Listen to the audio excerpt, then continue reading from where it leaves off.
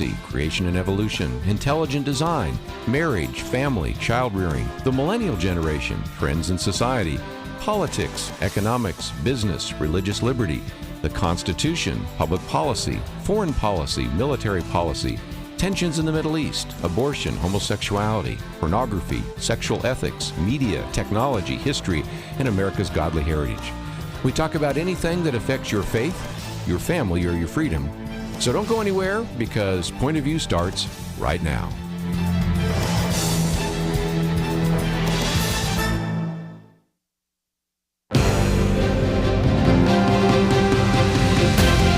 Across America, live. This is Point of View.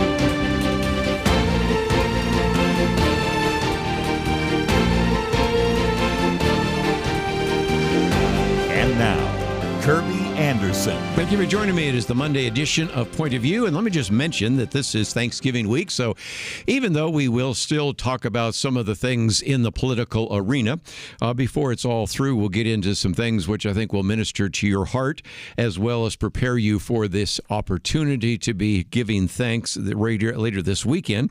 Matter of fact, I might just mention that we do have a program in the next half hour in which we will be talking about worship music. We also have Senator Ted Budd with us in the second hour, and that will be a very interesting conversation. Had a chance to hear him speak at the 100th anniversary of Dallas Theological Seminary, one of those individuals who has not only a background in business and works in the political realm, but also has a seminary degree, so we'll talk with him about that and maybe get a little bit of an update on the storm recovery there in North Carolina. But I thought we'd begin by just reminding ourselves that we do live in a world where the economy is important, and my commentary for tomorrow is got the title Milton Friedman's Revenge, in which, if you're not familiar, Milton Friedman was an economist best known for saying that inflation is always and everywhere a monetary phenomenon, and it kind of relates to one of the articles I've posted for you today. One of those comes from the editorial board of the Wall Street Journal, and the editors call it "The Architects of Bidenomics are in denial." They say election defeats are never easy to accept, but the Bidenomics rearguard action now underway among Democratic economists takes the denial stage of grief to a whole new level. You might remember that we find that oftentimes when you get a difficult diagnosis or something happens, first there's shock, then there's denial. Well, they're in the denial stage, but this is unbelievable, because the argument now coming from some of these economists is, what the Biden administration did worked just fine, and if you didn't like it, the next administration, the Trump administration, will be worse. And, of course, the voters didn't quite accept that argument. And as a matter of fact, the argument from the editors of the Wall Street Journal are that voters blamed President Biden and congressional Democrats because, for example, you had that $1.9 trillion American Rescue Plan, which was passed on a party line vote back in March of 2021. And even liberal economists such as Larry Summers warned that it would be inflationary and that consumer prices after that began to rise very significantly. And that relates very much to, of course, a commentary recorded last week, which you will see tomorrow, that will be posted on that whole issue, because, as I point out, Larry Summers, not only an individual that is known as an economist, but also served as the Treasury Secretary of Barack Obama, later was the president of Harvard. You should have spent just a little bit more time listening to him, but his warning about that was mocked, yet he was right and the skeptics were wrong. And so we go into this whole issue of, well, how in the world can you then explain this rapid rise in prices with inflation if you are, once again, rejecting the idea that printing more money doesn't cause inflation? Because I think that's just sort of intuitively obvious, isn't it? Well, they said this body of individuals are saying, well, maybe it was this disruption from the pandemic. you know what, that could have been part of it, but that was sort of in the rear view mirror by the time some of this was taking place. And they, in some respects, are attempting to separate the supply side and the demand side of inflation. Won't go into the details, but we have posted this for you to read if you'd like a little bit more. And then he says, then the editors say, well, then the, if you will, economic revisionists try to argue, well, even if the Biden spending bills were inflationary, they were worth doing because if we hadn't done that, it would have been worse. And one of the people they quote is Jared Bernstein of the White House Council of Economic Advisors, which, if you've seen that video, we've talked about it before, doesn't give you a great deal of confidence in that individual. But again, the editors of the Wall Street Journal said voters saw through this argument, too, because they could remember what it was like when Donald Trump was president in the pre-COVID economic growth and low unemployment without a spike in inflation. So this idea of there being a trade-off between inflation and employment didn't work very well. So anyways, a 3-page article that appeared in the Wall Street Journal, and if you don't have a subscription to the Wall Street Journal, we make it possible for you to read it in its entirety. And if you maybe over the Thanksgiving table have some people saying, you know, this issue of inflation, Biden was blamed for things that were not his fault. And I think you can really make the case that it was. And tomorrow's commentary, I'm just giving you a preview, is entitled Milton Friedman's Revenge. That was the title of a piece by Dominic Pino, in which he said, again, the argument was that we heard early on when candidate Joe Biden said, Milton Friedman isn't running the show anymore. And that's his way of saying, we're not going to pay attention to how much money we print. We're not going to pay attention to the fact that when you print more dollars, then those dollars in your purse, the dollars in your wallet, the dollars in your pocketbook are going to be worth less because you have more dollars chasing the same amount of goods and services. We're going to completely reject that idea. And so as a result, as we point out, first came the American Rescue Plan, which the editors of the Wall Street Journal point out. But then you have some others, because the other day we were going through that list with Kelley Shackelford, because you have the infrastructure law, which only part of that particular bill dealt with infrastructure. A lot of it simply was a payoff to some of various groups. You have the CHIPS Act, and then finally you have the intentionally mislabeled Inflation Reduction Act, which Joe Biden and Bernie Sanders both admitted really was nothing more than a stripped-down Green New Deal. But we called it the Inflation Reduction Act because we knew that it would be easier to pass. And by that time, Democrats invented this word called Bidenomics. And, of course, Bidenomics hasn't worked out so well. As a matter of fact, if you look at the exit polls, what I thought was so interesting is 2/3 of voters, that's 68%, in exit polls agreed that the economy was either not good or poor. And so, in some respects, that was what you might call Milton Friedman's revenge. We'll come back and get into some other issues. Matter of fact, my commentary today, which I will get back to after the break, is on deportations. Our original goal was to connect up with Jordan Sekulow. Haven't been able to connect up with him. He was going to spend some time talking about some of these cabinet appointments. We will cover that, I know, on Wednesday with a guest that I know is in studio. One advantage of having a guest in studio, you know they're there. Sometimes when you call somebody on the phone, you can't make a connection with them. And as a matter of fact, originally we had planned Senator Ted Budd to be on tomorrow, but he's on today. And of course, my favorite line you've heard me use many times before, members of Congress don't always control their lives. Apparently, Jordan Sekulow doesn't control his life either, so we'll see if we can still get him on. If not, we have a lot to cover today, and we certainly will do our best to educate you and kind of get you ready during this Thanksgiving week. Before it's all through, of course, we'll talk about the importance of being thankful and maybe teach a little bit of the history, because we do have, once again, our Thanksgiving quiz that you can use around the Thanksgiving table. Let's take a break, though. We've got a lot more to cover. We'll do that right after this.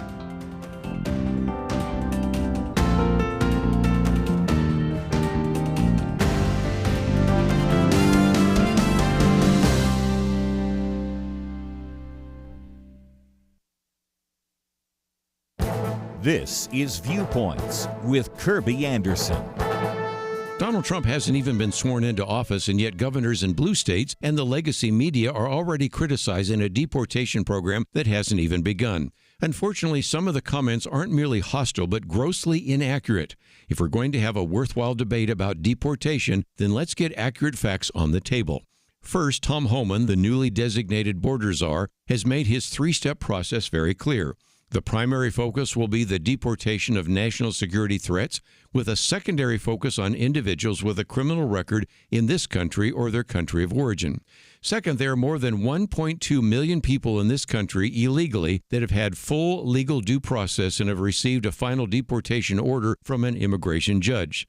These were numbers from September a year ago. The actual numbers may be close to 1.5 million to 1.6 million. Byron York points out in an ironic twist, the Trump administration may end up using the Mayorkas Memorandum created by the current Secretary of Homeland Security in the Biden administration. The memo lays out the rules for deporting illegal immigrants. It sets as the first priority the apprehension and removal of non-citizens who are a threat to our national security, public safety, and border security. It explains that the first group were terrorists and spies, the second group were criminals, the third group are those who are a threat to border security. These would be immigrants who were apprehended after November 2020.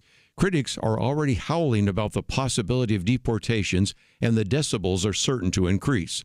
But Americans need to know that these first deportations will be the removal of people most of us don't want in this country. I'm Kerby Anderson, and that's my point of view.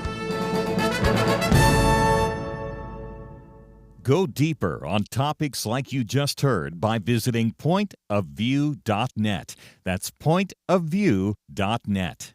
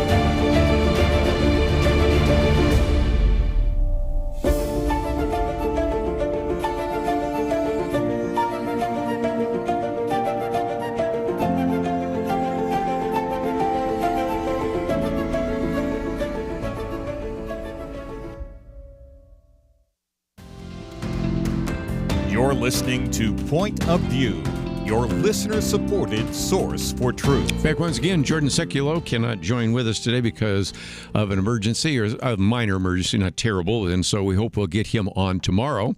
And I guess it just works out because we moved Senator Ted Budd from tomorrow to today, and we'll move him to tomorrow. So anyway, we'll figure out how that works out, and you don't need to know any more. Those are the kind of things that happen behind the scenes, but I just thought I'd mention it in case somebody was expecting to hear him. We'll probably talk with him tomorrow. One of my other articles that I thought we would talk about before we get into some of the interviews we will be doing today is a very good piece by Scott Hoganson about can we take back the English language now? It relates very much to something I talked about recently in terms of are we eventually going to get back to normal? Well, it's almost hard to figure out what normal is, but I have many times on this program said language is important. He who can define the terms often can win the debate. If you can say that a person who is pro-life has to be called by the media as anti-abortion, but a person who is for abortion can be described as pro-choice, you can see that referring to somebody who is against abortion as anti-abortion, but somebody's for abortion as pro-choice, you can see how, in some respects, it skews the language a little bit. And there are many examples like that. That's perhaps one of the more obvious ones. And yet it's actually written into the Associated Press style manual smile and everything else. And Scott Hoganson says, life comes at us in cycles. Relates very much to the historical cycles booklet I just put out. Tides rise and fall, moons wax and wane. And then he goes on with a smile on his face. One leading indicator is Representative Alexandria Ocasio-Cortez removal of her preferred pronouns from her X profile, a move, he says, so seismic that it made news in India and spawned many gags across the social and traditional media. He says, okay, joking aside, though, never underestimate the power of language, especially concerning politics, governance, and the ideologies behind it. Marxists, he says, pay a lot of attention to language, and we should too. Now, what I think he is illustrating is that sometimes words are used, and they, by using those words, give over the argument. And that is certainly one thing that we have to be careful of. On the one hand, I want to be gracious to individuals, and if they want to be called by a certain thing or they want to be identified by a certain label, and it's not just a completely bizarre a request or one that is maybe deceptive, I will try to be as gracious as I can to individuals. But he gives us a short word list. And again, I won't go through all of them, but you can read it because I've posted it for you. But one of those that really had never occurred to me is the word workers. He says, this is really number one on my personal hit parade. Communists yell, workers of the world unite. As a graduate student who, as I took a class on Marxism, had to read Marx and Lenin, Marx and Lenin and Stalin and Mao, and then some of the more contemporary Marxists as well. I'm very familiar with that. And his point is people who have jobs in China, North Korea, elsewhere can call themselves workers if they like, but Americans are not workers. But that's kind of, that maybe is something to think about. They're employees, they're staff, they're trade professionals, they're journeymen, they're craftsmen, they're contractors. But stop reducing people to this kind of leftist idea. Really hadn't thought about that one, but that's kind of top on his list. Workers rather than employees. So something to think about. Another one, which we've talked about before with Nancy Pearcey, toxic masculinity. He says arsenic is toxic, lead is toxic, masculinity is not toxic. Masculinity means being a stand-up guy, a mensch, a regular Joe. Then he does give you some examples of some individuals that are obviously perverted, criminal, whatever, boorish individuals. But just because an individual shows masculinity, especially if it's a biblically based masculinity, we should applaud that, not label that as toxic masculinity. Then we get into some that kind of get us into the trans issue. Biological men. He says men are not biological men, they're just men. And if he has the requisite number of chromosomes, he's a man. And stop using these 5-syllable modifiers and all of that. And then he says biological women, ibid, same thing. So again, that's all of the trans material. Then chest feeding is another one. Again, only a science denier would say this. The chest is part of a body between the neck and the abdomen. Chests do not lactate. Lactation is accomplished by mammillary glands, and we can go into all the details there, and you know exactly what we're talking about there. One more that gets us into the trans issue, assigned at birth. Now, that's not just a word, that's a phrase, but still, I get the point. He says, I don't care how many degrees somebody has, nobody assigns a sex to a nearborn baby. They already have one that is so obvious that you can spot it before they even smacked on the bottom, as he says there, and all the rest.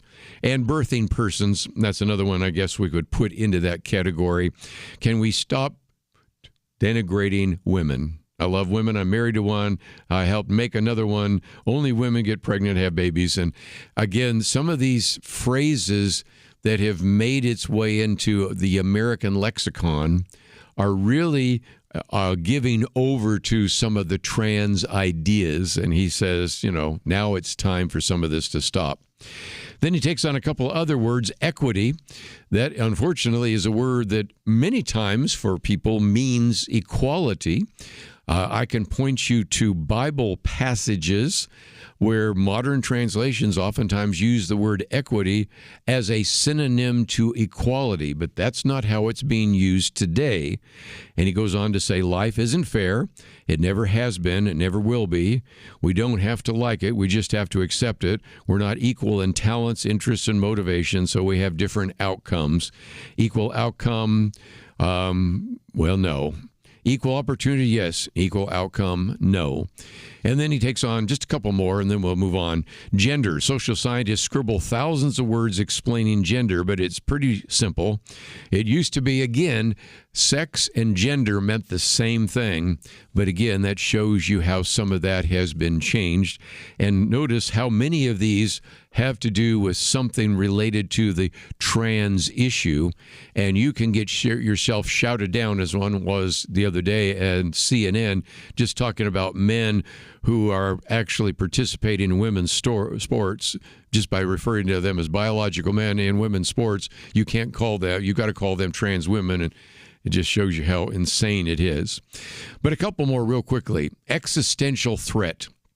He says, aside from Vladimir Putin nuking Ukraine or an earthbound meteor the size of the AT&T Stadium complex, almost nothing is an existential threat to this planet, and that includes weather. And again, I have sometimes wondered when these words get used so much, whether people even understand what they're actually saying when they use phrases like existential threat. A couple more real quickly. Living my truth. Well, we've talked about that before. You know, you have your truth and I have my truth. I'll give you a preview for those of you that actually receive our booklets. And how do you receive a booklet? Well, let me remind you again, if you're part of the Truth Team, it's $1 a day, $30 a month or more. You actually will receive not only the Outlook magazine, but also the booklets. The one coming for January, hasn't been mailed yet, is on postmodernism and that whole idea of living your truth and my truth. And then, of course, one that you probably would imagine because of the issue of immigration, undocumented migrants. Anybody who's not an American citizen is an alien. And if you don't like that term, and I have people calling in all the time saying, I don't like that term, well, then take it up with the federal government, because it turns out that according to Section 1325, that is exactly what it is. You are described as an alien who enters this country or even tries to enter this country improperly. And that's why the law calls them illegal aliens. And if you think that term is a faulty term, then change the law. I left out a few others, but you can read those as well. And just a good illustration of the fact that in some respects, we need to clean up our language. I'm not just talking about the swearing that takes place. That's certainly something that needs to be cleaned up as well, but also clean up our language by having accurate terms to describe real phenomenon. And if nothing else, it's just a reminder by Scott Hoganson, can we take back our English language now? One would hope so, but a lot of that has to do with the culture. Just because you elected a different set of individuals for the presidency and Congress and even governor's offices and state senators and state representatives, a lot of that takes place in culture. But we can start with making sure that our language is based upon truth rather than some of these false ideas. Let's take a break, though. We have a lot more to cover. We'll do that right after this. It almost seems like we live in a different world from many people in positions of authority. They say men can be women and women men. People are prosecuted differently or not at all, depending on their politics. Criminals are more valued and rewarded than law-abiding citizens. It's so overwhelming, so demoralizing. You feel like giving up, but we can't. We shouldn't. We must not. As Winston Churchill said to Britain in the darkest days of World War II, never give in, never give in, never, never, never, never yield to force, never yield to the apparently overwhelming might of the enemy. And that's what we say to you today. This is not a time to give in, but to step up and join Point of View in providing clarity in the chaos. We can't do it alone, but together, with God's help, we will overcome the darkness. Invest in biblical clarity today at pointofview.net or call 1-800-347-5151. Pointofview.net and 800-347-5151. Point of View will continue after this.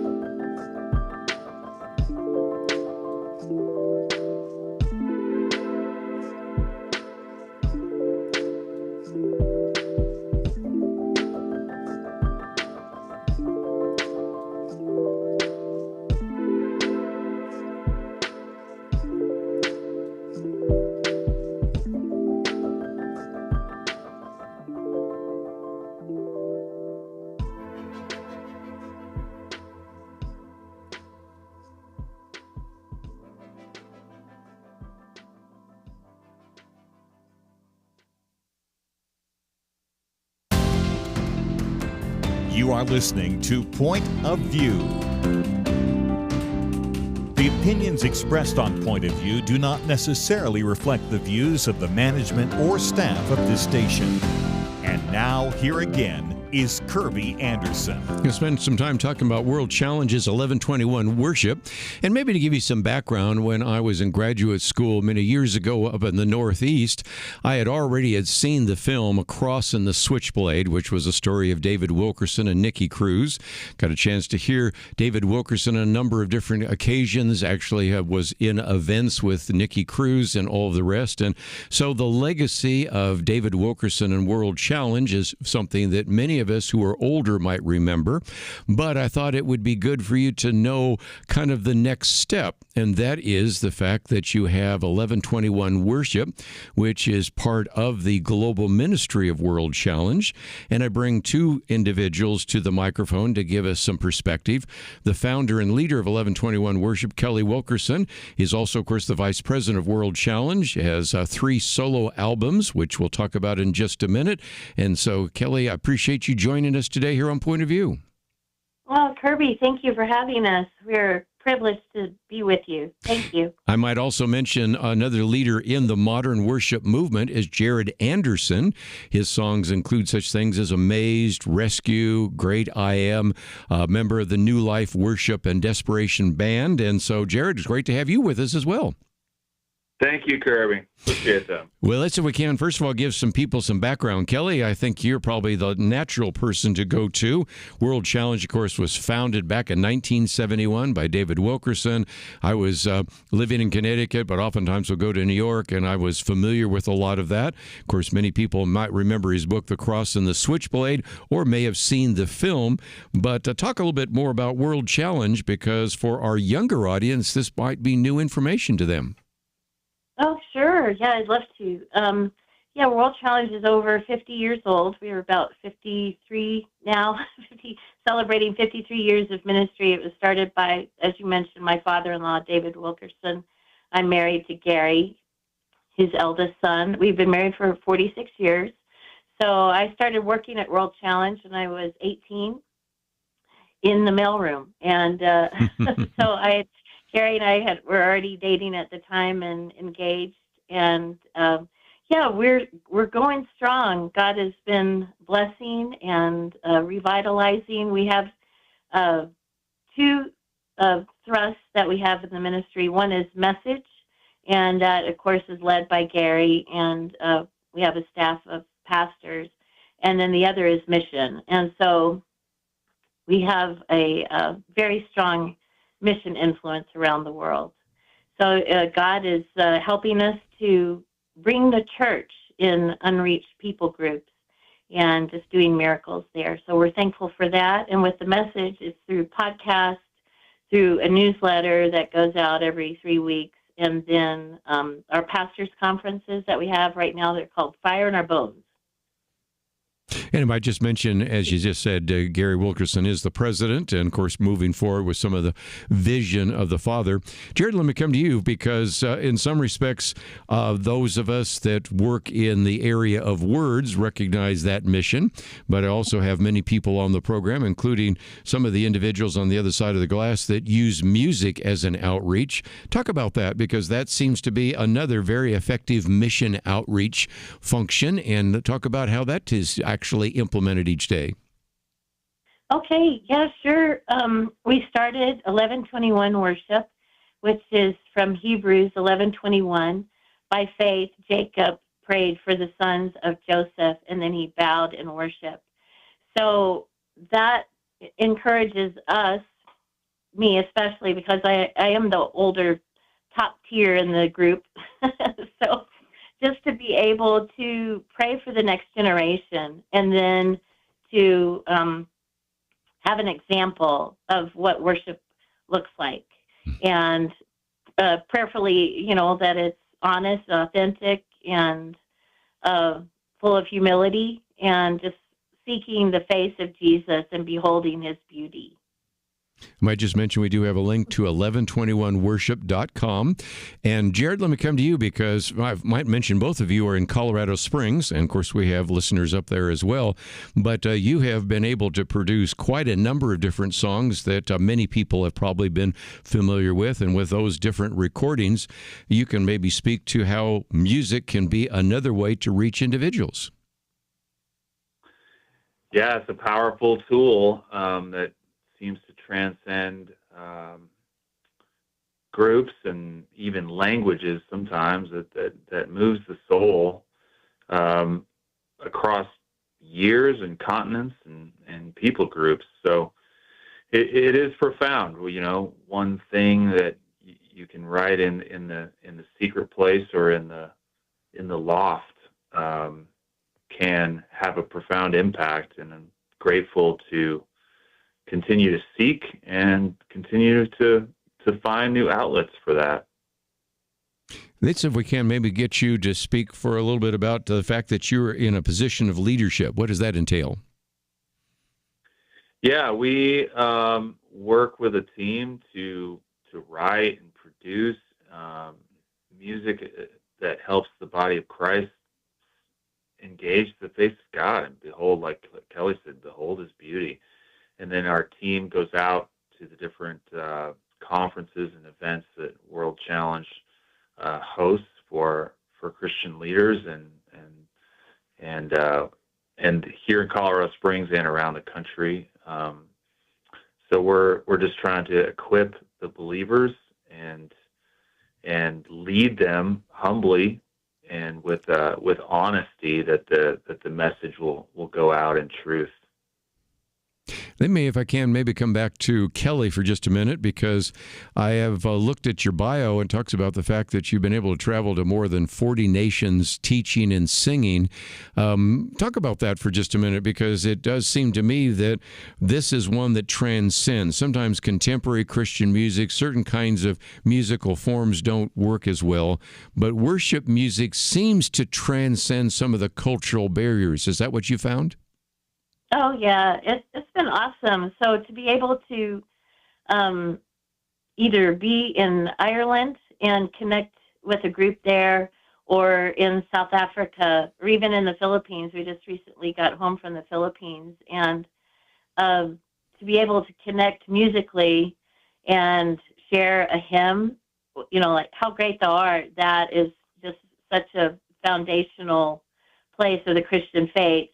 And they know it, and it's awesome. They'll sing in their language while I'm singing in English. There was a song. It's a very, very easy chorus, just to sing like "You Deserve the Glory," and in Slovakia, and they're singing in their native tongue, and I'm singing in English, but we're joined in together. It's like being at the throne room of God with every tribe and every tongue. It's amazing how music, like Jared mentioned, it just goes right to the heart and soul of a person. And they engage with God on this level that transcends, trying to convince somebody of something. They just know that they're loved by God, and they respond with an open heart. It's beautiful. Well, again, I think we've all noticed that. Of course, I have as I've traveled. If you go to Spanish-speaking countries, I was just in Laredo, Texas, and there we were doing some things in English and Spanish. But when I travel, for example, to Hungary, I teach over there in Budapest, Hungary. When we do worship together, I will look up the screen, and I have to admit, Hungarian is one of the more difficult languages to learn. But the language, your language, and I try to learn some of theirs. But even if we're singing in English and they're singing in Hungarian, it really binds you together in some very significant ways. So I wanted people to know that. We're coming up to a break. When we come back, I thought we might talk about a few of the various things that are available. There's a place, if you go to the website, 1121worship.com.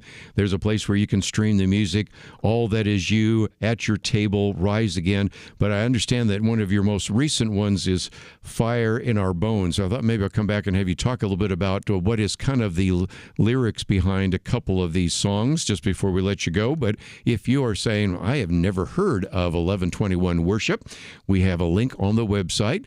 Maybe some of you remember the World Challenge. You might remember David Wilkerson. You might remember some of the impact that had many years ago, and is still having an impact. I wanted you to know about that, and to see, again, a real possibility of using both words and music and all sorts of outreaches to accomplish the Great Commission. So we're going to take a break. We come back, we'll spend a little bit more time talking with Kelly Wilkerson as well as Jared Anderson. And, of course, if you'd like to know more about either of them, maybe get their music or even have them come and involve in your particular outreach, we have all of that available at our website at pointofview.net, or you can go to 1121worship.com. Let's take a break, though. We'll come back and talk for a few more minutes about that. And as a program note, let me just mention that top of the next hour, we'll be talking with Senator Ted Budd, senator from the great state of North Carolina. We'll be right back.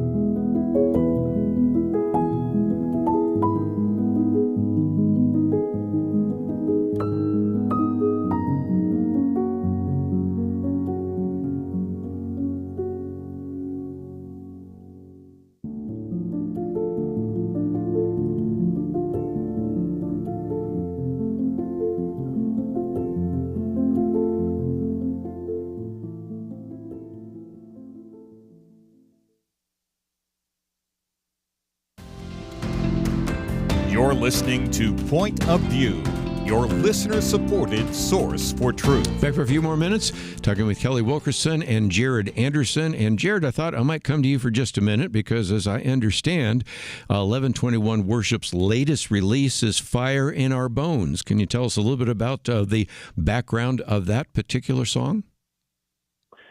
Absolutely. We released that kind of in the vein of wanting to do these conferences called Fire in Our Bones, and it's like, well, what is our theme song? Can we write around that? So it really it's kind of this minor rock and roll, like heart cry is what I would say.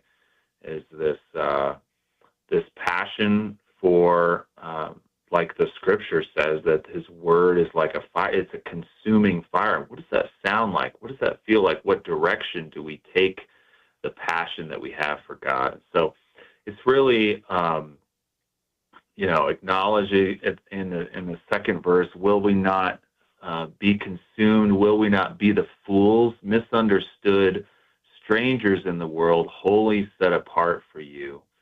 Kind of bears to the, believers in exile, believing, asking that the promise be restored. So it's a powerful one. Well, again, you've had quite a number of recordings. Of course, I mentioned Amazed, Rescue, Great I Am, as well as you've had some music sets, Where to Begin, Live from My Church, The Narrow Road. It does seem to me, as I was talking with Kelley just a minute ago, that oftentimes the music goes beyond the head into the heart, maybe bypasses some of the skepticism, some of the resistance. And I suspect that as you have been engaged in many of the different worship opportunities, you've actually seen that unfold, haven't you? Yeah, there is art and beauty have a way of capturing the soul, and I think it takes all kinds of the Spirit of God moves through our senses. He moves through our ears and our eyes and our bodies and our tastes, right? And this is the ministry that we communicate to one another and that we respond back to God with all of our senses. So we're responding in the way of the Scripture with all the tools that we have. Might just mention, too, for our listeners, you might remember that we produced a booklet called Imagination. It's done by my producer, Steve Miller, and we sent that out to you because we actually do believe that there are some very significant ways to minister. Oftentimes, when we talk about evangelism or apologetics, it's kind of a left hemisphere type of logical linear, but there is another very significant way to reach people as well, sort of a right hemisphere creative. And as Jared just pointed out, that's another illustration of that. Just before I let you go, though, Kelley, I thought I'd come back to you. We've been talking about the possibility that some people would like to stream your music. There's a possibility that they might want to even invite you to come and to participate. So talk about what happens if you do put together a worship program, and maybe tell us how we can connect up with you in order to make that possible. Oh, wow. Thank you. Well, just to reach out to us here at worldchallenge.org, and more specifically, they can send an email to Jared, and we're happy to share that email address. And yeah, just let us know what you need. So we would love to connect with groups and peoples and do creative writing, do worship. I mean, it's so powerful when we get together and collaborate and we walk in unity. It is written, where we dwell together in unity, that God commands a blessing. And so it would be awesome to make some new friends that are in the family of God. Let me just mention that if you scroll down on the 1121worship.com, there's a place where you can subscribe. You can sign up to get some of the news and updates and information. And, of course, you can also follow some of the links that we've already made available there. We have a link to both of your Facebook pages that will give information there as well. And so if you find yourself wanting to know a little bit more about 1121 Worship, you can go to the website and go to the Facebook page. Of course, we just mentioned World Challenge and all the rest. So there are some ways in which people can connect up with you, and if they bring you in, what is available? What was that? What might that look like if indeed you have a venue? It could be in a church, could be in a civic auditorium. What does that entail? Can you explain that? Sure. We would love to teach on the subject of worship and working as a team together, producing music. We also love to collaborate with folks, even in the songwriting process, and then also can host a night of worship. Sounds good. Well, I thank both of you for being a part of that. And I may have crossed paths with Gary Kelley at one point or another. I certainly crossed paths with David Wilkerson. Anyway, it's just great that you have both of you here today. And I wanted to give our listeners an opportunity to learn more about worship, learn more about 1121 Worship. And so I appreciate you joining us today here on Point of View. Oh, thank you for having us. Do I have a second to mention Rise Again? Please do. And okay, thank you. Dallas Holm wrote the song Rise Again, and he traveled with my father-in-law for 10 years or better. And so it was very special for 1121 Worship to cover Dallas's song Rise Again. Mm-hmm. And it's such a powerful song, just bringing, letting people hear from the heart of Jesus. Just saying, like, you can crucify me, you can nail me to the cross, you can mock me, but I'm here and I love you. And so God's redeeming love is available for everyone through the power of the cross and Jesus Christ. Yeah, Dallas Home, Rise Again, and I remember that too. So some of us a little bit older remember some of those, and you've given it a new life as well. So both of you, thank you for joining us today here on Point of View, and look forward to the next opportunity. Thank you, Kerby. This has been a treat. Thank you. Again, Jared Anderson as well as Kelly Wilkerson, and you have all the information you possibly will need by simply going to the website, pointofview.net. Now, just as a program note, let me just mention U.S. Senator Ted Budd will be with us at the top of the hour, so I'm looking forward to that opportunity. Jordan Seculo was supposed to be with us. He'll be tomorrow, so they kind of just changed positions, and I think that'll work out just fine. But let me just mention, as we are going to the break, couple of things. First of all, if you'd like to know a little bit more about some of the individuals we're interviewing today, you can find their links to their websites, their Facebook page, and all that on our website at pointofview.net. Next hour, I'll probably get into my Viewpoints commentary, but you can find that one already in terms of deportations, because what I want to try to do is get some of the facts on the table, because there's been a lot of I think intentional misrepresentation about what is going to take place. And I think it's important for you to know what the real facts are. But as you go to the website, you'll notice something else. That is, we have a banner that says Giving Tuesday, because Giving Tuesday is right around the corner. That will be actually taking place a week from tomorrow. And you might say, why are you covering it a week ahead of time? Because I know that I'll be lucky if I get anybody listening on Wednesday. I'll have even fewer people listening on Thursday and Friday, which will be tape programs anyway. Then we're back to next Monday. By the way, I'll have Jack Graham in studio. I think you'll really appreciate that conversation. And then we come to Giving Tuesday. It is an opportunity for you to give to this ministry, and so you might start thinking about what you would want to do to donate to this ministry. There is a donate button right now. You don't have to wait till December 3rd to make that donation. We certainly have a goal that we would like to achieve, and if you can help us out, as that's a way of saying you appreciate the kind of programs we provide here on Point of View. Come back, we're going to talk to a United States Senator and then get into some other issues in the news. All that coming up right after this. There is an old military saying, if you don't have communications, you don't have anything. Good information is the key to success, not only for those in the military, but for all of us. You can't take positive, productive, and helpful action if you don't have good information.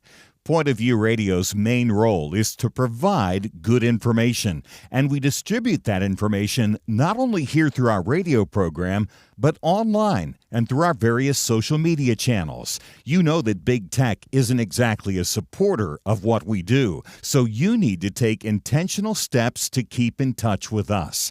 Make sure you follow us on Twitter at Point of View RTS, which of course stands for Point of View Radio Talk Show, at Point of View RTS. Also, make sure you follow us on Facebook, Point of View Radio Talk Show. We won't overwhelm you, usually just one post a day with information on our guests and what's important. The information you need when you need it. Point of View Radio Talk Show on Facebook and at Point of View RTS on Twitter. Point of View will continue after this.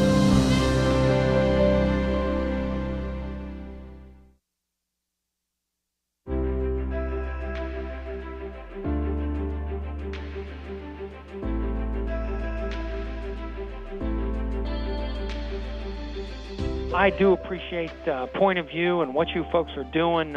You really are doing a great job to educate and to help Christian folks do a better job to honor Christ in all that we do. My husband and I are your supporters. We just really appreciate the show and the people you bring on. I just want to commend you guys on your program. I love listening to you. It's a blessing. Been listening to you for several years. Your program has helped my family see current events and elections and politics through the eyes and the principles of Scripture. And that's been enlightening, and we're trying to pass that on to others. I want to say, first of all, that I really enjoyed the Millennial Roundtable, and I love the program altogether. I think Kerby is great, and I really appreciate all of y'all, all that y'all do, and the truth that y'all put out. Hey, great show. Love all your comments and what you're talking about. Thanks again for what you do. Point of View Radio Talk Show.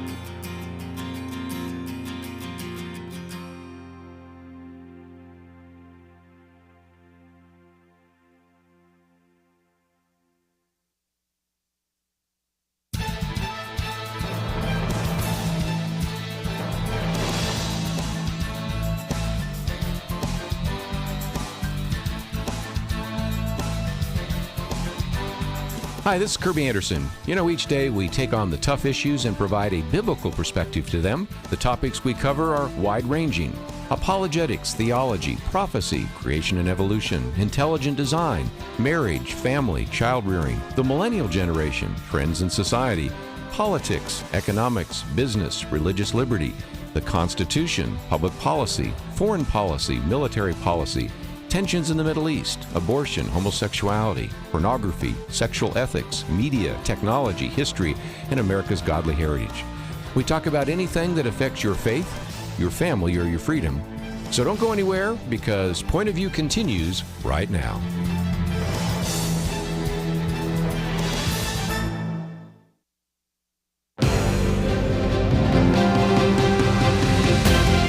Across America, live. This is Point of View.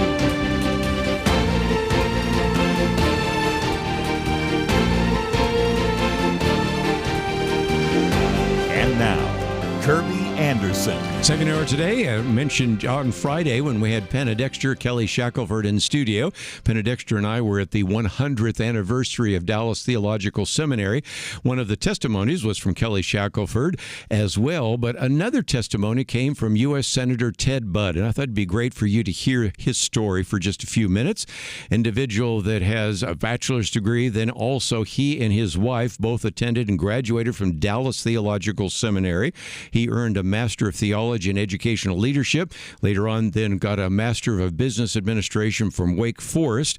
I had really not thought about running for office, but then North Carolina's 13th Congressional District really opened up in 2016 and served 3 terms in the U.S. House, then launched his campaign for the U.S. Senate in North Carolina, was elected November 8th, 2022, serves on the Senate Armed Services Committee, the Senate Commerce, Science, and Transportation Committee, the Senate Health, Education, Labor, Pensions Committee, as well as the Senate Small Business and Entrepreneurship Committee. And so we welcome now to the microphone U.S. Senator Ted Budd. It is great to have you in the program with us. Kerby, it is such an honor to be here. When you would come before chapel years ago, this would have been in the mid-'90s at Dallas Seminary. I was learning from you, and I appreciate reconnecting. I was just talking about you a day or so ago about how you used to take any question that we could ask and handle it with such informed winsomeness. And I appreciate what you're still doing today in that very same manner. Well, let's talk about your background at Dallas Theological Seminary. Oftentimes people say, you're not electing a president, you're not electing a senator, really. You're electing them, but you're not really going to candidate for them to be pastors. And my joke used to be, well, yes, I recognize that you're not necessarily looking for a pastor, but there are a few senators I might actually have teach my Sunday school class. I used to say Sam Brownback, now I'll say Ted Budd, because some individuals that serve in Congress, either in the Senate or in the House, actually have a seminary degree. And what about your experience there at Dallas Theological Seminary?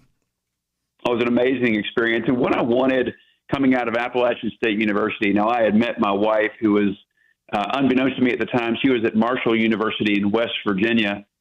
We both decided, not knowing each other, through Josh McDowell Ministries to go, we had been exposed to them through Campus Crusade at each of our universities, went to the Soviet Union and didn't realize it at the time, but it was falling apart beneath our feet in the summer of 1991.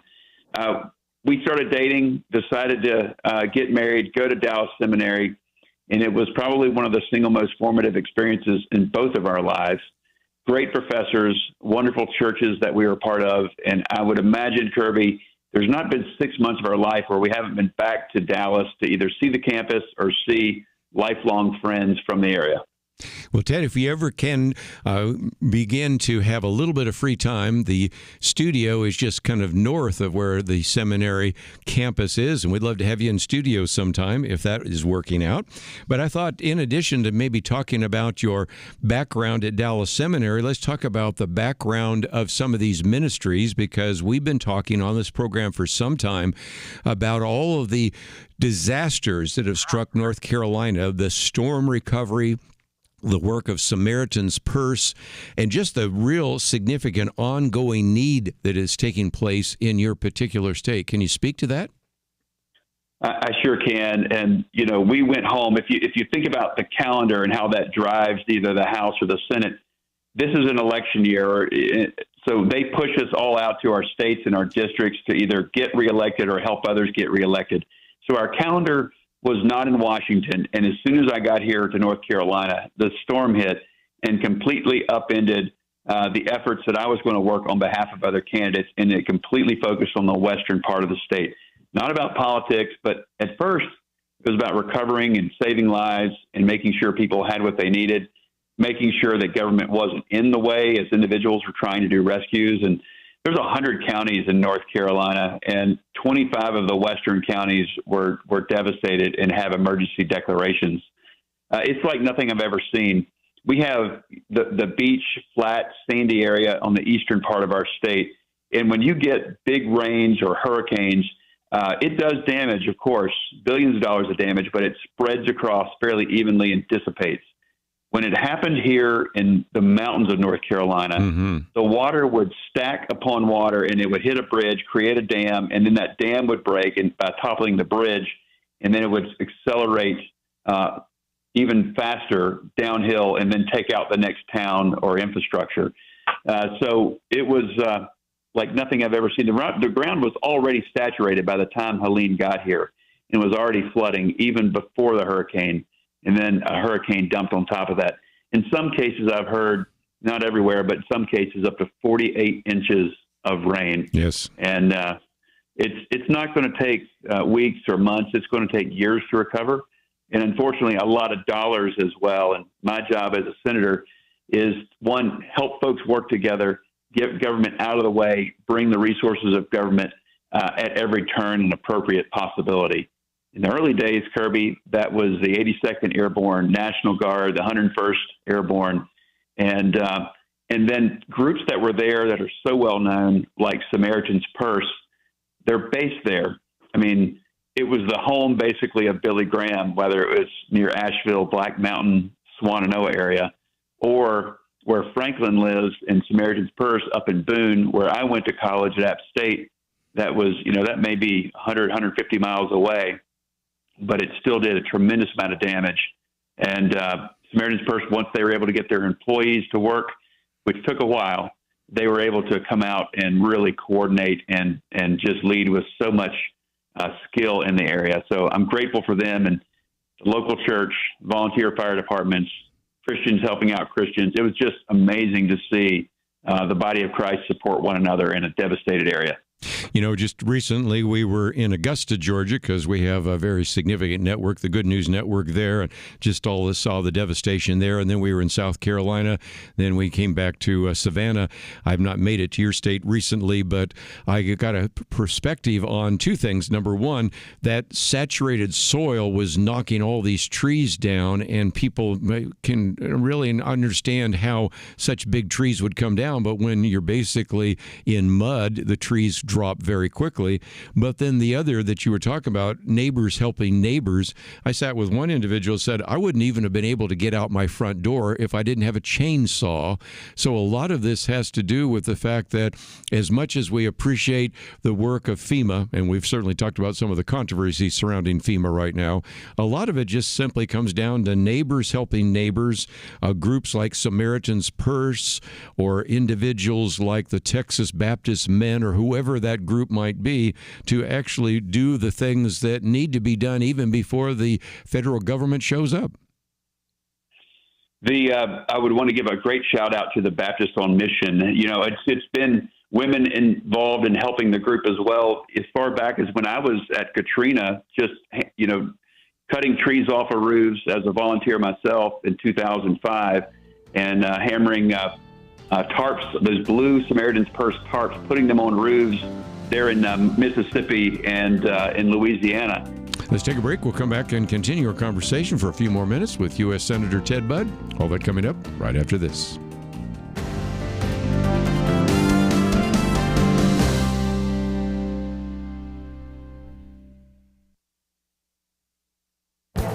This is Viewpoints with Kerby Anderson.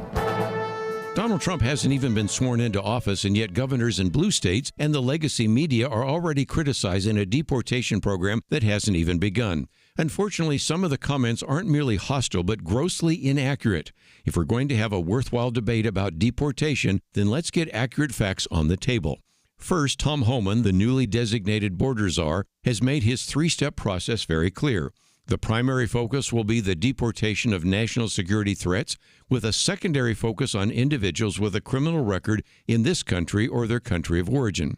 Second, there are more than 1.2 million people in this country illegally that have had full legal due process and have received a final deportation order from an immigration judge.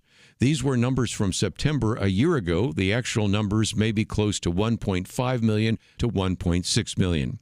Byron York points out in an ironic twist, the Trump administration may end up using the Mayorkas memorandum created by the current Secretary of Homeland Security in the Biden administration. The memo lays out the rules for deporting illegal immigrants. It sets as the first priority the apprehension and removal of non-citizens who are a threat to our national security, public safety, and border security. It explains that the first group were terrorists and spies, the second group were criminals, the third group are those who are a threat to border security. These would be immigrants who were apprehended after November 2020. Critics are already howling about the possibility of deportations, and the decibels are certain to increase. But Americans need to know that these first deportations will be the removal of people most of us don't want in this country. I'm Kerby Anderson, and that's my point of view. Go deeper on topics like you just heard by visiting pointofview.net. That's pointofview.net.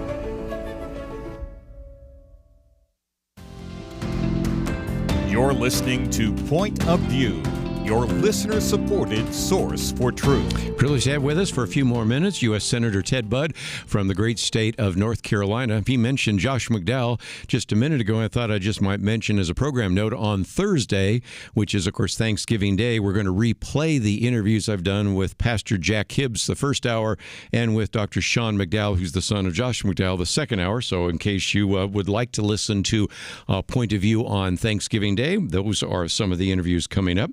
But Ted, for just a minute, I thought we might talk about some of these appointments, of which I've got a long and growing list that have been put forward by President-elect Donald Trump. I think he's wanted to flood the zone, and except for the withdrawal of Matt Gaetz, most of these individuals look like they probably will indeed be confirmed. But I'd love to get your thoughts about that. We were supposed to have a guest this hour to talk about that. He's going to join us tomorrow, so I guess we're switching from where you were yesterday and today and tomorrow. We're going to put some of those together. And I know later in the week we're going to be talking with Scott Coulter about some of these appointments. But what are your thoughts so far as you are beginning to get a very good sense of what Donald Trump wants to put in his cabinet? What do you know about some of these individuals? So I was able to be in the transition room at Mar-a-Lago on Thursday night and able to see how they set it up. And it was just so well organized to see the laptops, the flat screen TVs, how they would present the material and go from 8 candidates to 4 to 2 to 1 and come up with the final. And if there's a case of a withdrawal, like Matt Gaetz, who was a colleague of mine in the House, by the way, they can tee up the second in line. In this case, Pam Bondi, which she'll do absolutely wonderful. I know Pam. I know many of these candidates. I know Scott Bessant. I think these are highly qualified individuals. Sometimes it leans more towards of the composite. It's going to be more about loyalty. Sometimes it's going to be more about somebody who has deep expertise. Either way, they're going to put great folks around them that aren't about business as usual. They know that we need to focus on lethality and being a credible threat to hostile nations when it comes to our military. They know we have too much debt. We're paying more on our interest than we are on our whole defense, and that's a very dangerous place for a nation to be. These are very, very skilled individuals who have success in their own right. And by the way, if there's any questions about these individuals, they are going to come before the appropriate Senate committees. I'm going to be interviewing some of these candidates, the ones that come under my jurisdiction, and there'll be some good conversations. And we'll ask tough questions and see if we can get a majority of the committee votes, pass them onto the floor, and on from there. Well, let's see if we can talk about, since you're on the Armed Services Committee, John Ratcliffe. Of course, I suspect you served with him in the House as CIA director. Pete Hegseth, who is actually one of the individuals that spoke for us at the Point of View banquet as Defense Secretary.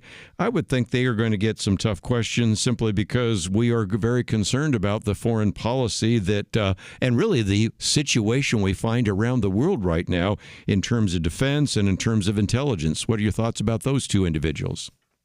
Well, probably one of the most dangerous intersections in the world. I'm not sure how you see it, but that's how I see it. As I've traveled the world with the Senate and met with leaders. And I tell you what, there's a great cost to being weak as a nation. And we've done this to ourselves, and it's hurt not only us, it's hurt our allies around the world. So when we're strong, we have a safer country ourselves, and it's safer for the rest of the world. John Ratcliffe, he's a great Texan. He's a great member of Congress. I had the privilege of serving with him for 4 years, I believe. And then he was DNI already under Trump, so he knows the intelligence apparatus. He was a FISA judge, I believe, before that, so he knows the legalities of intelligence. He's very skilled, and I look forward to that. Will go before the House and the Senate Select Intelligence Committee. Pete Hegseth, he'll go before my Armed Services Committee. We'll have a good conversation about his military history. Whether or not he has the capability to do the job. There's been questions about any challenges and folks that were concerned about his past. We'll ask those questions, and we'll see how they have an effect. I'm sure all these folks will be background checked. But again, he's been cleared. We'll ask questions about it and see if he can get the majority of the votes in the House, and the Senate, and then onto the Senate floor for a full vote. One other one I thought I might get into is, of course, you mentioned the immigration. My commentary today has to do with deportations. I quote from Tom Homan, won't necessarily have to be confirmed, but you have the Secretary of Homeland Security, Kristi Noem. And again, these are issues that the American people voted on. Immigration, inflation, the two I's seem to be really big issues right now. And I think those are going to be ones where we need a great deal of scrutiny, don't you think? Well, the whole campaign was about two things. It was about Americans feeling that things are unaffordable and that they're unsafe. Unaffordable has to do with inflation, whether that's housing, whether that's fuel or diesel for your truck or your car, whether it's clothes for kids. And unsafe, it might be walking across a shopping center parking lot. It might be at the border, whether you're in Arizona or a big border state like Texas where you are. People feel unsafe. We're 1,000 miles away here in North Carolina, and we feel like every county here is now a border county because of Biden's policies. So people are tired of this, and we've got some good candidates in there. Kristi Noem, she's been a strong governor in South Dakota, and I think she'll do a great job running this administration, the Homeland Security part. Again, she'll have to go before the committee. She'll do a great job of that. She'll be well prepared, but she's smart, and she knows most of these people that will be on that committee. And I had a chance to serve with her in the U.S. House before she was governor as well. One other thought is, since we were talking about foreign policy, of course, Marco Rubio, you've served with him, Secretary of State, but one that I thought I'd also get your thoughts about, because I was going to talk with our guest about that, and I will tomorrow, the first non-Jewish ambassador to Israel, Mike Huckabee, and I suspect, of course, you know both of those individuals pretty well. Well, of course, and I've had a chance to work a lot with his daughter on the campaign trail, and she's an impressive governor herself. Sarah Huckabee Sanders is doing a great job in Arkansas. I I did not see that coming with Mike Huckabee. He's going to do a wonderful job in Israel. But again, these are not business as usual individuals. These are people that believe in the special relationship between the U.S. and Israel. And that's our greatest ally in the Middle East. It's the only democracy in the Middle East and a great force for peace and stability in the region. And I think that everything that Governor Huckabee will do, and then Special Envoy now, will do a great job to bring about more of a strong relationship, will restore anything that's been damaged since October 7th, 2023, and will really help to revitalize the region. Well, I love your line. I didn't see it coming. Neither did Mike Huckabee, because he's told the story on himself that he is just minding his own business on Tuesday. The phone, his phone goes off, and he looks at it and says, "That's not a number I recognize." And so I pick it up, and it's Donald Trump. And he said, "Now, Donald Trump is not one for small talk." So he goes right into it. He says, "Mike, I want you to be the ambassador to Israel." And so then people are saying, "What does that mean?" He says, "I have no idea," that he and Janet are trying to figure out what that means right now in terms of his television show and all the rest. So sometimes even the individuals didn't see it coming. But just before we wind down for today, I wanted to maybe get your thoughts about how we can encourage you and most importantly support for you, because indeed I wanted people to know more about your background, and certainly we hope you can be on the program in the future. And if you're ever in Dallas, let us know, because we'd love to get you in the studio. But how can we pray for you as an individual in the United States Senate, having to go through all the confirmations here?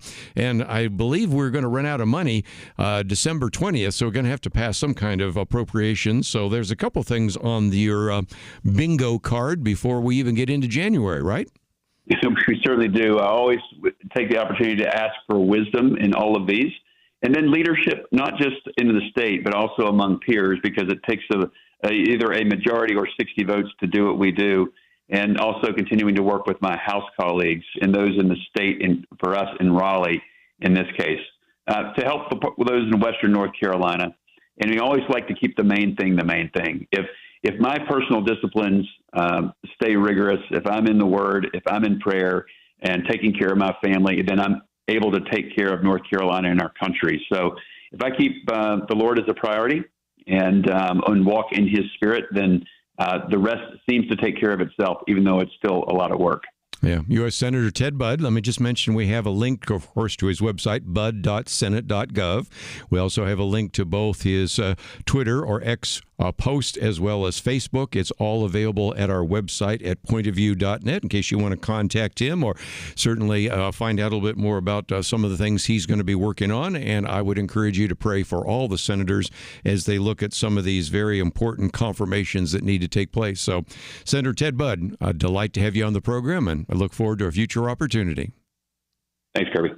Let's take a break, and when we come back, let's get into a couple of other issues. I hope you appreciated that conversation, and if you can do what you can to encourage any person that is in elective office, whether you agree with them or not, we are to pray for those in authority, and that is certainly the case. But in this case, I think might be encouraging to hear from an individual that not only has a good business background, but a seminary background as well. Pretty unique individual.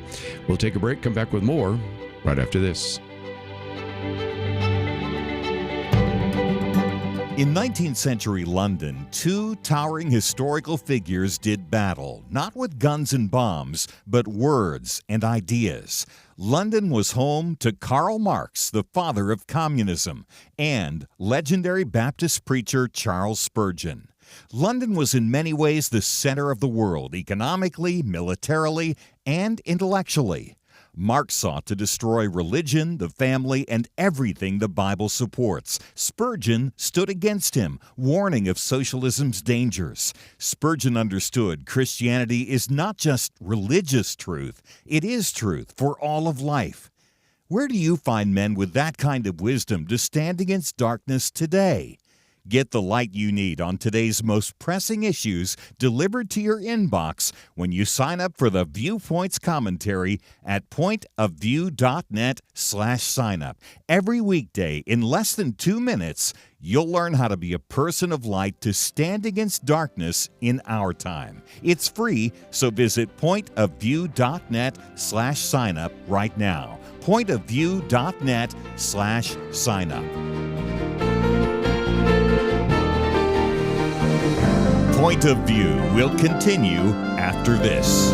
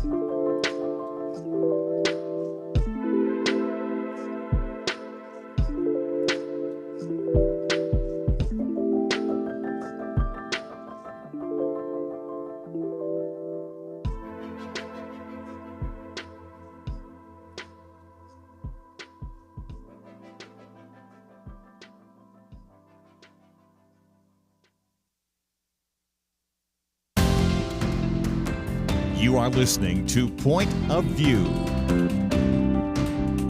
The opinions expressed on Point of View do not necessarily reflect the views of the management or staff of this station. And now, here again is Kerby Anderson. Back for the final half hour, let me just mention as a program note that tomorrow we're going to talk about caregiving, and then I think we'll be able to get Jordan Seculo on. He was not able to be with us today, so we'll get his evaluation of some of these cabinet appointments and confirmation ahead. And it was good to kind of get behind the scenes from Senator Ted Budd about what will be taking place, and we'll look more at that as the day unfolds. I thought I'd also mention, since we were talking about the number of Christians in the cabinet. Certainly, we just talked about Mike Huckabee as a pastor in the cabinet. Another pastor in the cabinet is Scott Turner. He will be the Secretary of Housing and Urban Development.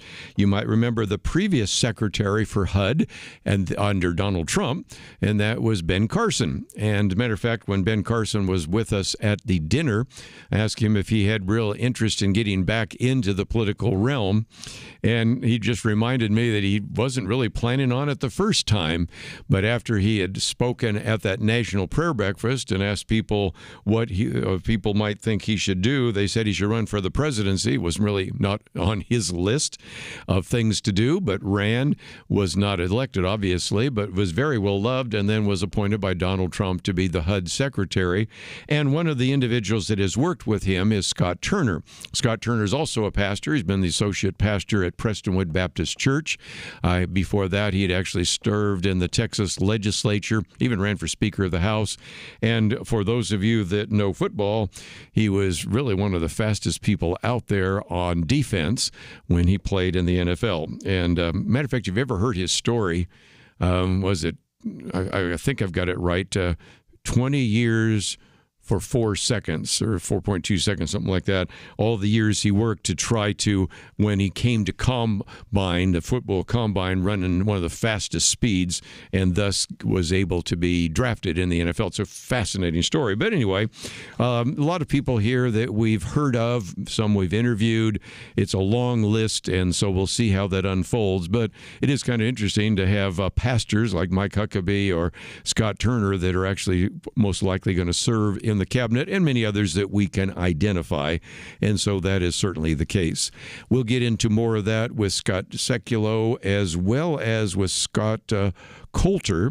He is with the Danbury Institute, and I heard about him recently on another talk show and thought, well, we need to get him on, first of all, because of his own background as an individual that's looking at these issues from a Christian point of view, and second of all, because of his ability to kind of explain what some of these different cabinets do and what their responsibilities are. So we're going to spend some time talking about that with him on Wednesday. And then, of course, as I just mentioned, Thursday we will have a repeat program, interview I did with Pastor Jack Hibbs, interview I did with Dr. Sean McDowell, then Friday, Terry Crisp and Pastor Bruce Miller, and then we will be back live on Monday. And, of course, I mentioned Jack Graham. He's the pastor, senior pastor at Prestonwood Baptist Church, and all sorts of other individuals I think you're going to enjoy hearing from. But my commentary today, let's just mention that real quickly, is on the issue of deportations. And of course, one of those people that has been put forward by Donald Trump is a man by the name of Tom Homan. He is the newly designated border czar. And of course, he does make some pretty strong statements, which have been responded to by different mayors in blue cities and governors in blue states primarily. And yet, if I would try to at least encourage you to do a little bit of research and maybe try to inject a little bit of facts in the midst of a lot of hyperbole out there, it is the fact that even though Donald Trump hasn't even been sworn into office, we have some of these governors, some of these mayors, some of the people in the legacy media criticizing the deportation that is not going to take place, because he's made it very clear that there's kind of a three-step process. And the primary focus, first of all, will be the deportation of national security threats. And as Tom Homan said the other day, when people say, I want to protect our residents, yeah, but you're talking about protecting individuals who we know are national security threats. These have been deemed to be such. Then a secondary focus will be on individuals with a criminal record, either in this country or in their home country of origin, or both. And again, do you want those criminals walking the streets? I don't think most people do. And the other issue is we've had this incredible backlog that has taken place. The best estimates were a year ago about 1.2 million people in this country who are here illegally, who have gone through a full legal due process and have actually received a final deportation order from an immigration judge. It's time to go. My argument is, although a lot of people disagree with me, so I recognize I'm maybe a loner out there, that once it's very obvious that some of these people are going to be deported, that a fair number of these people might self-deport rather than face the embarrassment, face the difficulty of being picked up.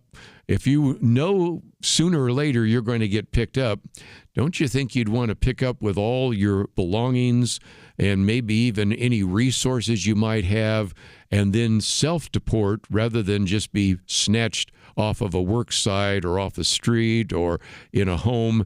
I mean, just think about why I think some people would do that. And again, if you think that number 1.2 million is a large number, recognize that was from September a year ago. Here we are now, December almost in 2024, certainly the end of November right now, November 25th. And so most people estimate that number is probably closer to about 1.5 million, maybe even 1.6 million. So we're talking about people that it's time for them to go.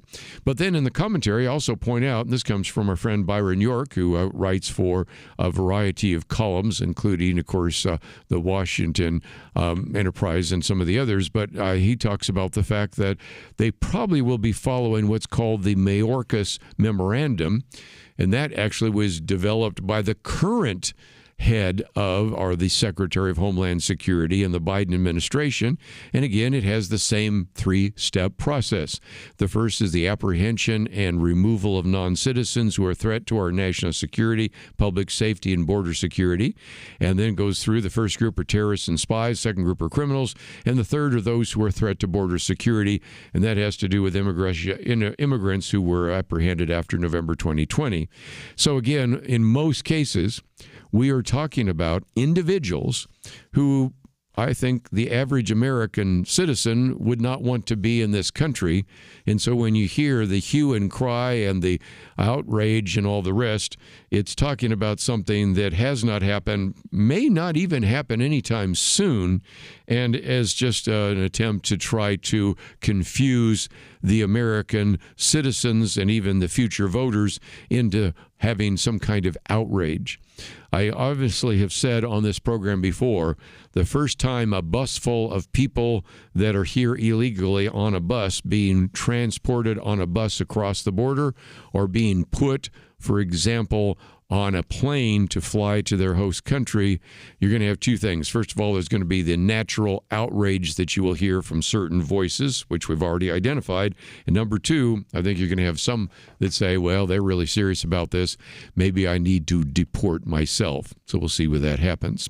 Since we were talking with Senator Ted Budd, one of the other articles I've posted for you to read is by Dan McLaughlin, Republicans' Good Night in the Senate should have been great. And that is, I think we can now conclude that Republicans have 53 members of the United States Senate, so that gives them obviously a majority. But Dan McLaughlin says, you know what? Could have been at least 3 or 4 more, maybe 4.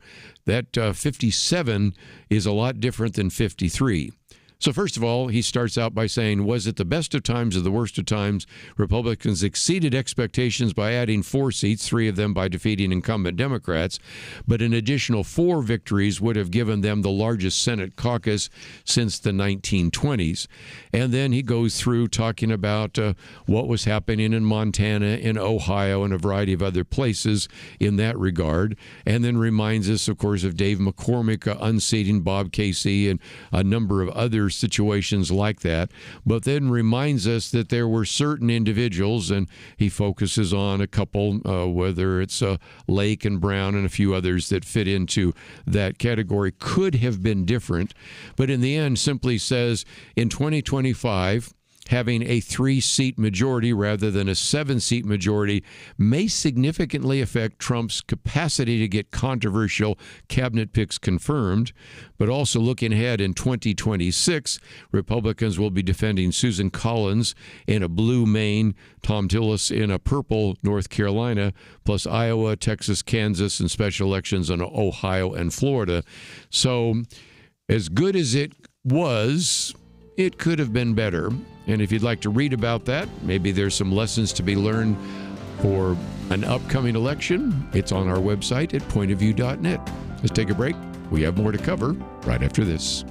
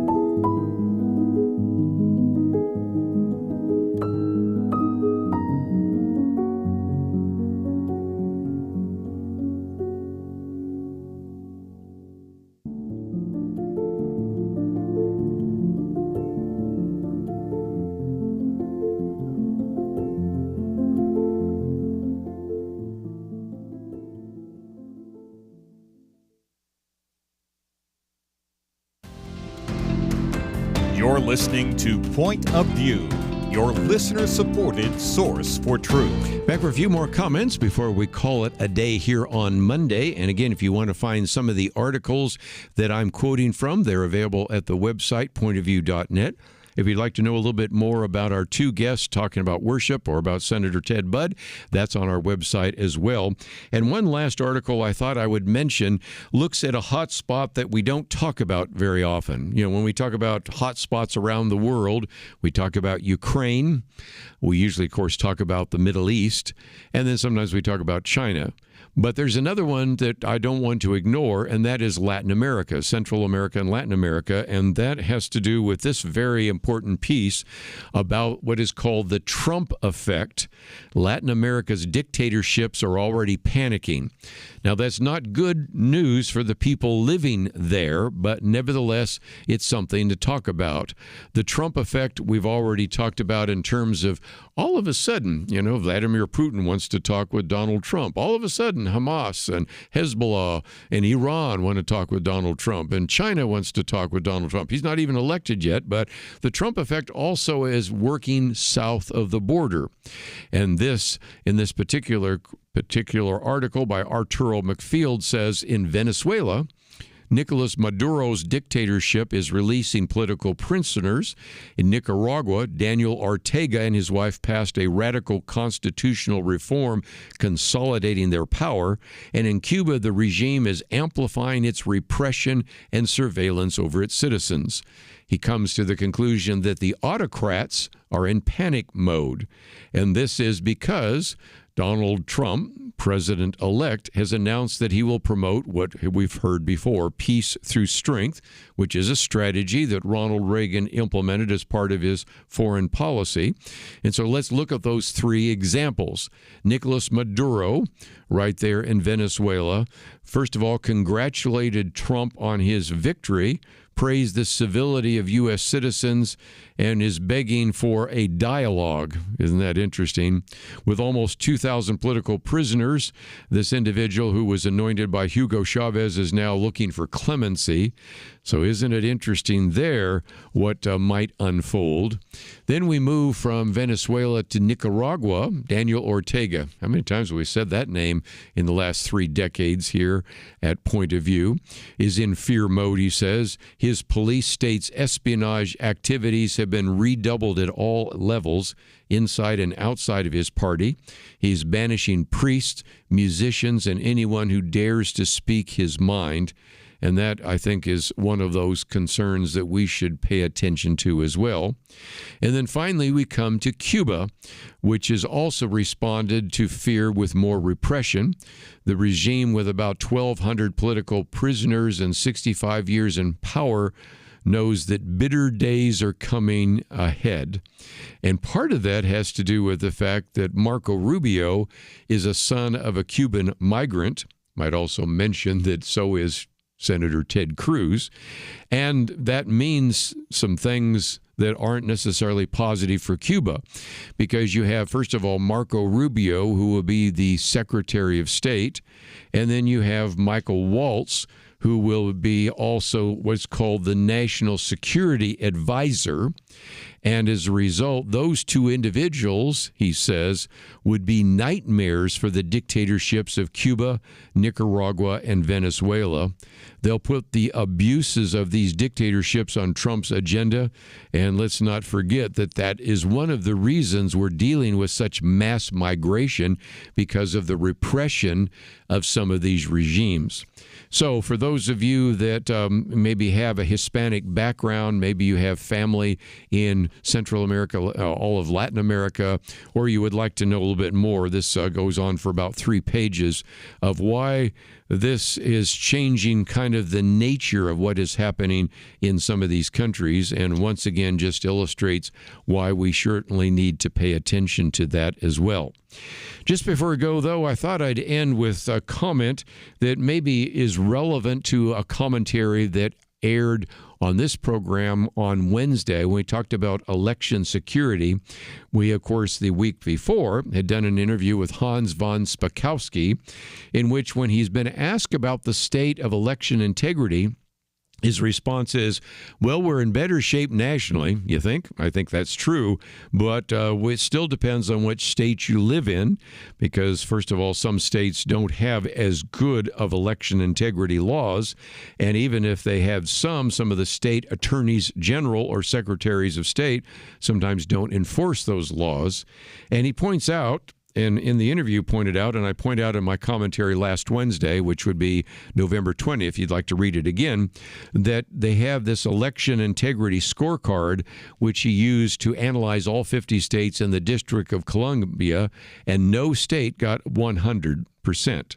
Some did pretty well, but interestingly enough, there were still need, and I think it's a reminder of that. And so I thought for just a minute, we've called out different states. Today we'll call out California because Matt Vespa reminded us that as recently as just about a week or two ago, we were still counting ballots in California. Now, again, it might have just been one of those. Lake County, California, only had 30% of the ballots tabulated, according to, what was that, November 15th? Okay, so that was 10 days ago.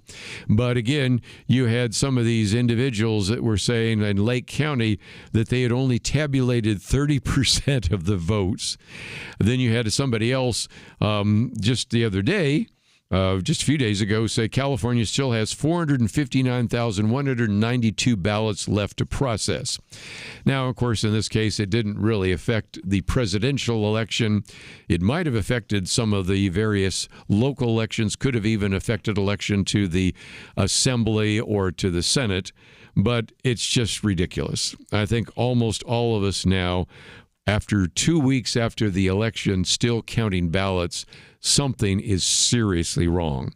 And of course, I can pick out other states as well, but California would be willing to try to do the same kind of efficient job that Florida did, because as we pointed out on Friday with Penna Dexter and Kelley Shackelford, what was kind of an eyesore in Florida in 2000, those of you that are old enough to remember the hanging chads, or to remember some of the counting that went on again and again, or more recently some of the counting into the late nights there in Pennsylvania, and the question as to whether or not Dave McCormick was going to be the United States Senator from Pennsylvania, just illustrate that we have more work to be done.